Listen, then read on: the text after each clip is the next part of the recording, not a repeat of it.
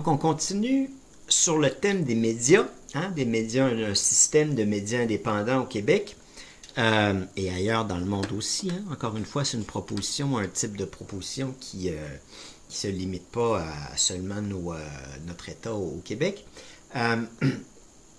Et dans la première partie, donc, on a fait essentiellement un topo, une analyse, une critique, on peut appeler ça comme on veut, du système de médias existant. On a dit que c'était un système qui était de médias privés et commerciaux et possédés par des oligarques. Et on a aussi énoncé l'idée que les publicités sont la principale source de financement de ces médias-là, et de ce fait-là, ces médias-là sont aussi insistamment au service des grandes corporations. Et ou du moins, au minimum, ils sont un peu muselés pour ce qui en est de discuter de ces sujets-là dans leurs propres médias, puis de faire part d'observations sur ces thèmes-là à la société, au minimum. Et donc, là, on en vient enfin, je veux en venir à exposer les antécédents de l'idée que moi-même j'ai énoncée, puis ensuite d'énoncer mon idée de manière un peu plus détaillée et charnue. Avant d'en venir à ça, cependant, j'aimerais ça me permettre de tenir un propos d'ordre un petit peu plus général, qui sert d'introduction finalement à cet ensemble de modèles-là. Et d'une certaine manière, c'était peut-être le premier propos qui aurait dû être tenu. D'une certaine manière, c'est un peu drôle. Après avoir fait l'autre présentation, je réfléchissais, puis je me disais, dans le fond, l'essentiel était là, puis je ne l'ai pas vraiment, je l'ai traité un peu par la bande, mais pas de manière très explicite. Et ce propos-là est à l'effet que, bon, on a mentionné comment les médias étaient importants dans notre système politique, mais c'est justement ça qui convient de développer au préalable. Et puis d'expliquer comment les médias en sont venus à être au centre, en sont venus à être centraux à nos politiques, à nos systèmes politiques eux-mêmes.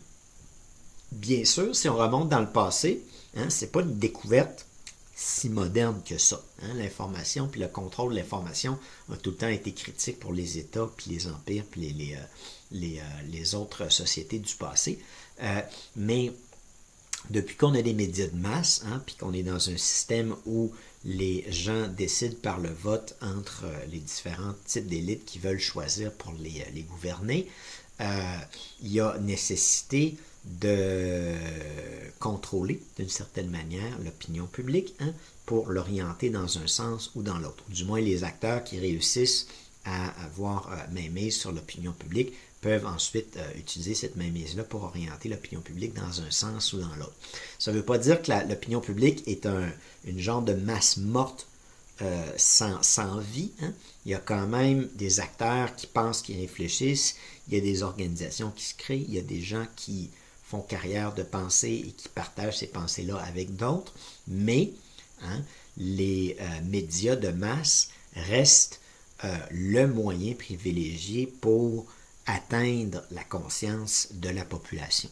Et donc, sans ce mécanisme-là, il est impossible essentiellement d'influer de manière rapide, du moins, sur la conscience de la population. Et ceux qui détiennent ce pouvoir-là entre leurs mains ont un pouvoir absolument faramineux et important par rapport à un ensemble d'acteurs qui, eux, n'ont pas la capacité d'atteindre la population de cette manière-là. Puis donc, on a créé des libertés, mais qui sont des libertés, en fait, comme la liberté de presse, puis la liberté de parole, puis la liberté d'expression, qui sont des belles paroles, mais dans la réalité, sans les moyens matériels pour faire porter sa parole, cette liberté de parole-là se retrouve à être limitée. Puis on pourrait dire de manière un peu plus précise, sans une véritable compétition à l'intérieur de la sphère médiatique où les différents types de discours peuvent se retrouver, on va se ramasser à marginaliser ces discours-là, puis à faire en sorte que cette liberté d'expression de parole et de presse ne reste que des bribes sur papier qui ont leur importance, mais qui n'ont pas une portée réelle pour tout le monde dans la population. Puis donc, il y a un genre de jeu entre ces droits-là, puis la réalité matérielle, technique et pratique là, de posséder puis d'être capable de porter un message par la voie des médias, qui fait en sorte que il y a une critique quand même plutôt évidente à faire là, de ces soi-disant droits-là. Et ce qu'on en est venu à faire, essentiellement, c'est à contraindre ces droits-là, puis à donner à des entreprises privées, ce qui est absolument ridicule quand on y pense, la capacité et le pouvoir de gérer ces droits-là. Donc, de déterminer qui devrait avoir le droit de parole, qui ne devrait pas l'avoir, et de déterminer quelle pensée on va mettre de l'avant, on va taire ou on ne va pas promouvoir, ou on va laisser dans la marge, on va laisser hors de la sphère publique. Et donc, tu sais, il me semble ridicule, en fait, de constater ça, puis de constater même que la réflexion sur le sujet, oui, elle était un peu critique, mais pas au point d'offrir vraiment des alternatives significatives par rapport à ça. L'idée de déconcentration de la presse, encore une fois, c'est un peu une idée, un peu comme si tout est mauvais, puis on veut que ça soit un peu moins mauvais. C'est ce genre d'idée-là. Mais on n'est pas encore dans la sphère d'avoir un système médiatique qui serait indépendant puis qui serait bon, qui serait en l'occurrence dans l'intérêt des citoyens. Et une manifestation de ça, de la primauté des médias dans notre système politique. Parfois, il y a des gens qui vont dire que ça constitue, en se basant sur l'idée de Montesquieu, qu'il y a 3 pouvoirs, le législatif, l'exécutif et puis le judiciaire. Ces gens-là vont dire que les médias forment un 4e pouvoir. Évidemment, c'est un discours puis c'est une manière de présenter les choses. Ça n'a pas vraiment de sens comme propos en tant que tel. Mais ce que ça signifie, c'est que ce pouvoir-là a acquis une grande importance. Sauf que, personnellement, je questionnerais ce classement-là. Je me permettrais de dire peut-être que les médias, c'est plus que le 4e. C'est peut-être le 2e, puis peut-être même le 1er. Ça oscille dans ça, en ce sens que la puissance des médias est tellement importante que ça devient un incontournable. Au point où les politiciens élus, donc dans la game électorale, ces gens-là vont avoir un dossier de presse le matin. Ce que ça veut dire, c'est que, supposons qu'un député de tel endroit, il va demander à ses assistants ou aux personnes qui travaillent pour lui ou pour elle d'isoler les articles qui portent sur sa formation politique, sur lui-même ou elle-même, sur sa région. Et ensuite, il va regarder ça, puis là, il va se dire, là, c'est quoi l'image que j'ai, puis qu'est-ce que je peux faire pour avoir une meilleure image, puis pour porter un peu plus ce que je veux porter devant la population. Mais ça donne une idée, ça c'est dans le quotidien des politiciens. Tous les politiciens, tous les matins, c'est ce qu'ils consultent. Peut-être pas tous à 100%, là, mais il y a un dossier de presse qui est là, puis à un moment donné, dans la journée, du moins, ils vont le regarder. Au lieu de lire tous les journaux, autrement dit, on leur simplifie un peu la tâche. Mais c'est pour indiquer de manière illustrative l'importance que ces institutions-là ont. Autrement dit, le politique, là, il s'adresse, on peut dire qu'il cherche à s'adresser à la population, mais à travers les médias. Puis on peut même dire qu'il cherche à s'adresser aux médias, puis à convaincre les médias qu'il est dans le bon bord. Puis avoir une bonne image, puis bien porter un message, puis etc. Mais qu'en fait, la personne ou l'acteur qui a à convaincre réellement, c'est les médias, parce que si les médias sont convaincus, ils vont porter ce message-là, puis se faire la courroie de transmission de ça envers la population, avec une image meilleure, disons, et puis un discours qui colle plus à ces idées-là. Et donc, les médias s'insèrent dans une position critique entre l'opinion publique et donc entre le peuple et les élus, et de ce fait-là ont une importance extrême et qui est devenue encore plus grande depuis probablement les années 80 à peu près, où on a commencé en sciences politiques à regarder ce phénomène-là puis à se dire, là il y a un genre il y a une genre de dérive ou un shift. Hein? Il y a comme il y a une bifurcation dans la politique où auparavant, les partis politiques prenaient plus de place, puis l'opinion des membres du parti politique avait une grande importance, et les politiciens étaient plus liés, disons que leur regard était plus porté vers ça, hein, à un système où les partis politiques eux-mêmes et les élus s'adressent vraiment aux médias. Hein?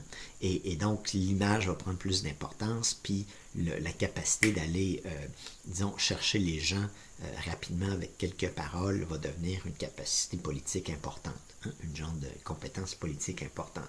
Et donc, il y a comme une dérive vers un régime électoral médiatique, hein, par rapport à un autre régime qu'on pourrait qualifier autrement auparavant. Hein? Et donc, ce pouvoir-là s'est augmenté, autrement dit, à travers le temps. Hein? Puis, au point où, hein, le principal critère réel pour pouvoir être candidat à une élection, c'est d'être connu. Mais pas juste être connu, c'est d'être, autrement dit, connu dans la sphère médiatique. Hein? Être connu, il y a différentes manières, mais disons que c'est ça que ça veut dire. Hein? On dit quelqu'un qui figure déjà dans cette sphère-là, dont on parle déjà, qui a déjà, en étant journaliste ou étant une personnalité dans une autre sphère, qui a déjà l'ouïe des médias, hein?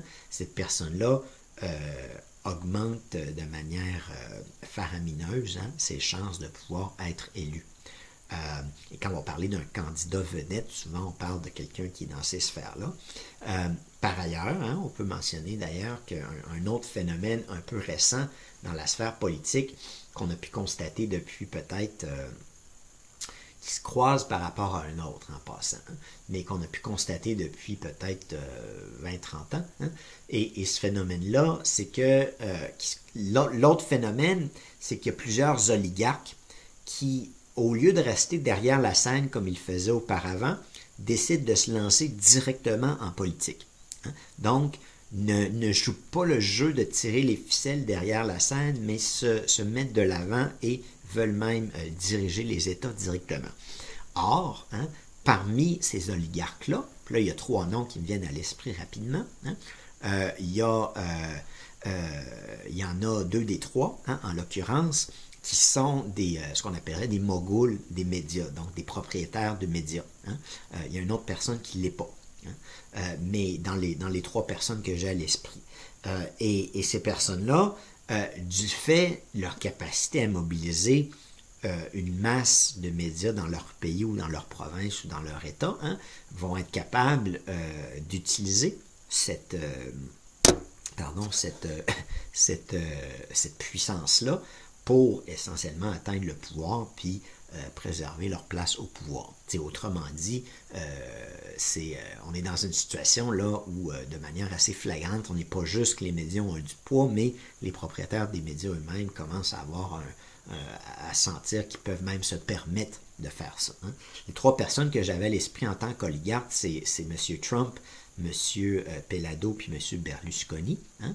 M. Berlusconi et M. Pellado sont des moguls des médias, donc des propriétaires de médias. M. Trump ne l'est pas, mais il reste quand même figure parmi la liste de personnes qu'on peut qualifier d'oligarques, hein, de personnes très très riches.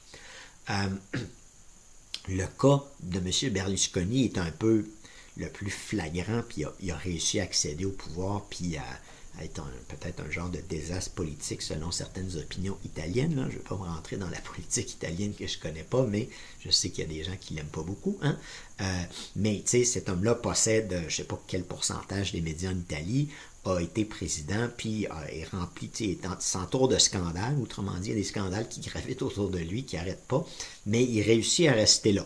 Hein? Puis pourquoi? Ben, c'est parce qu'il y a les médias, il y a un ensemble de médias qui possèdent, donc qui sont nécessairement de son bord, puis qui vont tout faire pour appuyer sa candidature à la présidence de ce pays-là. Ce qui est quand même symptomatique, là, doublement, hein, d'un problème démocratique, quand les oligarques ont pu la décence de rester derrière la scène, hein, et quand aussi un propriétaire des médias comme ça veut se lancer en politique, il est clairement en conflit d'intérêts. Hein. Et donc, d'où la nécessité de soustraire cette sphère-là du champ des entreprises privées et de l'intégrer, hein, aux sphères du public. Et ce qui nous amène, après cet exposé-là, à l'ensemble de propositions qui précèdent en fait la mienne. Bon, ça c'est les propos qui ont été tenus sont un peu plus modernes d'une certaine manière. Hein? Je me suis un peu comme penché sur la réalité actuelle. En revanche, ça fait quand même quelques centaines d'années qu'on reconnaît l'importance des médias écrits de masse, hein, entre autres écrits, là, mais des médias de masse en particulier. Et donc, il y a d'autres personnes qui se sont posées un peu le même genre de questions au préalable par rapport à celles que je vais me poser moi-même, qu'on s'est posées dans la modernité. Hein. Dans ces deux premiers exemples-là, hein, il y a eu à un moment donné en France, bon, premièrement, il faut dire que à l'époque, hein, je parlais de la France et de la Russie, mais à l'époque, il était beaucoup plus clair dans la conscience de tous, puis c'est symptomatique un peu de la dérive puis de la déconnexion qu'on peut avoir aujourd'hui. Hein. Mais il était clair dans la conscience des gens à l'époque, je remonte à 100 ou 150 ans, qu'un média écrit, entre autres, hein, donc les médias de masse, étaient d'une tangente politique ou d'une autre, et de manière encore plus précise, était d'une tangente partisane ou d'une autre. Hein. Et sur cette base-là, il y a une réflexion, là vous me permettrez de faire un mea culpa, mais j'ai pas mes... je vais de mémoire. Hein. Il y a une réflexion en France à un moment donné où les politiques se sont dit on pourrait, pour s'assurer d'avoir des médias qui sont distribués équitablement, hein, se dire que on va les distribuer, l'État va les gérer, mais qu'on va distribuer ces médias-là en fonction de l'importance de chacun des partis en chambre. Autrement dit, à l'époque, on était franc. Hein, on reconnaissait que les médias avaient une orientation politique, et puis on se disait, tant qu'à y être, on va se la distribuer entre nous en chambre. Donc, si tel parti a 30%, il y aura 30% de la capacité médiatique qui serait publique, mais qui serait contrôlée par ce parti-là, en l'occurrence. Hein. Puis là, cette idée-là avait été lancée. L'idée que je propose est complètement différente, mais ça reste d'une certaine manière... D'ailleurs, j'ai découvert ces idées-là après avoir énoncé ma propre idée. Hein. Mais ça reste d'une certaine manière un ancêtre à l'idée que je suis en train d'énoncer moi-même. Une autre proposition de genre avait été faite en tant que proposition, mais elle n'avait pas été suivie. Hein. En Russie, à l'époque, la révolution bolchevique, mais là, c'est encore plus limité. Hein. À cette époque-là, il y avait le camp des révolutionnaires et il y avait le camp des gens qui ne voulaient pas une révolution. Et donc, le camp des révolutionnaires s'était dit, il y avait plusieurs partis à l'intérieur de ce camp-là, on pourrait se distribuer les médias comme ça, hein, sur le même principe qui avait été discuté en France, mais là, sur la base de seulement entre les partis révolutionnaires. Mais c'est encore sur la base de la proportionnalité entre ces différentes formations-là à l'intérieur du camp des gens qui ont voulu faire la révolution bolchevique. On sait que c'est le camp des bolcheviques, c'est le camp de Lénine qui a eu gain de cause et que ce camp-là, finalement, un peu... cette idée-là avait été lancée. Je me demande si c'était pas par Lénine lui-même, ou du moins elle circulait dans ces eaux-là à ce moment-là, mais elle a été vite oubliée quand les bolcheviks se sont un peu lancés dans tout prendre le contrôle, si on peut le dire rapidement, là, mais ont voulu, disons, centraliser les choses. Et donc, ces deux idées-là, bon, sont antécédents, en guillemets, là, en ce sens qu'ils sont apparentés de manière lointaine à l'idée que je suis en train de discuter ici. La troisième idée qui s'inscrit dans celle-là, mais là, qui est beaucoup plus près de nous et qui est beaucoup plus aussi rapprochée de l'idée que moi-même j'énonce, hein, qui est pratiquement, en fait, identique à ce que moi j'appelle la phase 1 dans la transformation que j'aimerais faire par rapport au système médiatique. Et cette proposition-là, elle a été faite par deux professeurs de communication aux États-Unis de manière indépendante de mes propres réflexions. Hein, j'ai découvert en fait leur idée après avoir moi-même formulé la mienne. Et leur idée était essentiellement de donner un genre de bon citoyen de mémoire de 200$ à tous les citoyens et que ce bon-là puisse être octroyé par ces citoyens-là selon leur volonté, aux médias indépendants de leur choix. Ces auteurs-là, bien sûr, ils voyaient une certaine vertu démocratique, mais étant des professeurs de communication, leur raisonnement était un peu différent du mien. C'est le sens que mon raisonnement se basait exclusivement, on pourrait dire, avant de connaître ces auteurs-là, du moins, sur l'idée qu'un système comme ça serait plus démocratique. Puis je le pousse d'ailleurs plus loin, comme vous le savez, il y a une deuxième phase dans le projet que je vais vous proposer. Mais dans leur cas, ce qui est intéressant de noter, c'est que eux constataient que bon, il faut un peu expliquer comment ça fonctionne les médias avant. Puis c'est d'ailleurs eux qui faisaient ces commentaires-là dans le livre où ils en parlent. Et donc, ce qu'ils nous disent, c'est que essentiellement, les médias écrits, donc les journaux, traditionnellement, sont ceux qui font les reportages en profondeur. Puis donc, c'est eux qui vont payer des gens pour aller fouiller, prendre le temps de fouiller, puis sortir des informations, puis présenter ces informations-là aux gens. Bien sûr, il va y avoir des nouvelles plus courantes sur qu'est-ce que telle personne a dit, mais dans les reportages en profondeur qui constituent, disons, la tâche recherche des journaux, je ne sais pas exactement comment la définir, la fonction reportage, en ce sens de fouiller pour trouver des choses, pas juste prendre ce qu'on nous donne, puis ce qui passe sur la blogosphère, là, mais aller faire des investigations, ce genre de choses-là. Cette tâche-là, elle était bien davantage, ou presque exclusivement, dans la main des médias écrits, qui payaient donc des journalistes pour faire ça, des reporters, et une fois qu'il y avait l'information, là, il sortait une grosse nouvelle, il vendait parce que c'était une nouvelle qui intéressait les gens. Et ce qui se passait à ce moment-là, c'est que la télévision et la radio reprenaient leurs propos puis se mettaient à commenter ce qui s'était dit là.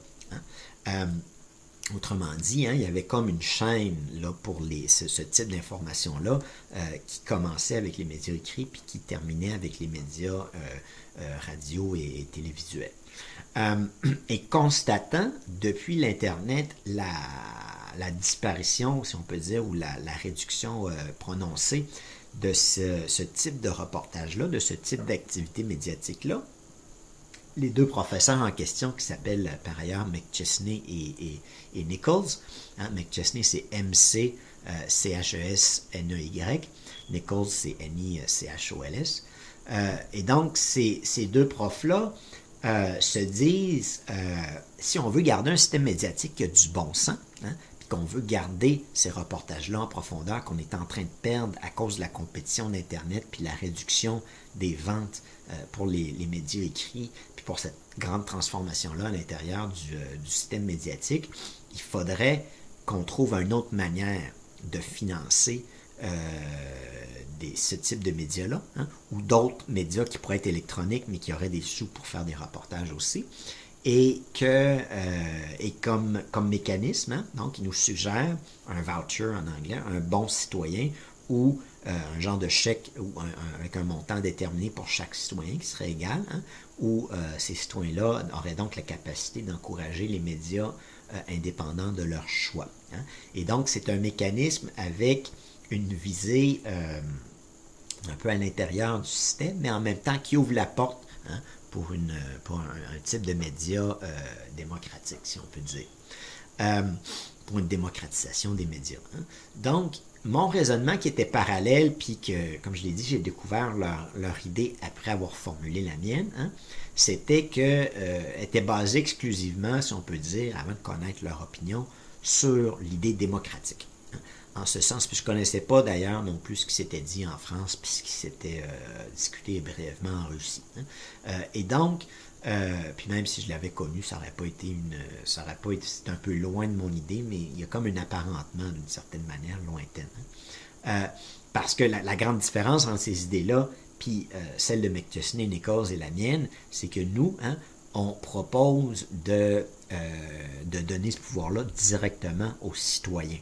Ce pouvoir-là est dans les mains des citoyens. C'est pas selon les votes aux urnes, qui sont pas nécessairement proportionnels. Et par exemple, il y a d'autres sujets là, qui font en sorte que ces idées-là anciennes doivent être un peu balayées du revers de la main. En ce sens que, prenons l'exemple qu'il y a une trentaine de personnes qui ne votent pas au Québec. Ces personnes-là auraient quand même un bon citoyen, puis pourraient le donner aux médias de leur choix, et le fait qu'ils ne votent pas n'aura pas d'incidence sur le fait qu'il y ait sur la distribution de ces revenus-là, hein, de ce financement-là. Et donc, hein, on peut voir une certaine évolution à travers ces idées-là, mais comme je le disais, hein, dans la perspective qui est la mienne, ma volonté, c'était de mettre en place un système médiatique qui est démocratique, essentiellement. Et il n'y a rien de plus démocratique que de dire une personne un bon, hein, une personne un montant d'argent fixe égal pour tout le monde. Et donc, M. Pellado, hein, puis les frères Desmarais auraient chacun leur bon citoyen, mais moi aussi. Hein. Puis donc, on serait à un niveau d'égalité pour décider de financer tel média ou non. Hein. Ce qui serait un petit peu une différence pour eux, mais un gain dans mon cas. Et donc, et dans le vôtre aussi, si je peux me permettre de le dire. Et donc, évidemment, ce système-là, en ayant un mode de financement comme ça, s'assure que le paysage médiatique est représentatif, puis colle aussi à la volonté qui évolue, hein, de la population québécoise. Et donc, après avoir dit ça, je vais me permettre de détailler un petit peu plus, bon, du moins de revenir sur ce qui a été dit auparavant, puis d'expliquer certains aménagements qu'on pourrait apporter au système, puis parler du coût et tout ça. Bon. Donc, où est-ce que je garde ça pour une autre présentation? Peut-être que je vais le faire dans celle qui va suivre. Hein? Donc, on va rester avec ces propos généraux-là, puis un peu l'histoire de l'idée. Puis dans la prochaine présentation, donc, je vais approfondir le système qui est proposé. Hein? Et dans celle qui va suivre, là, on va discuter un peu du paysage médiatique qui émergerait, de la réalité médiatique qui émergerait avec la mise en place d'un tel système.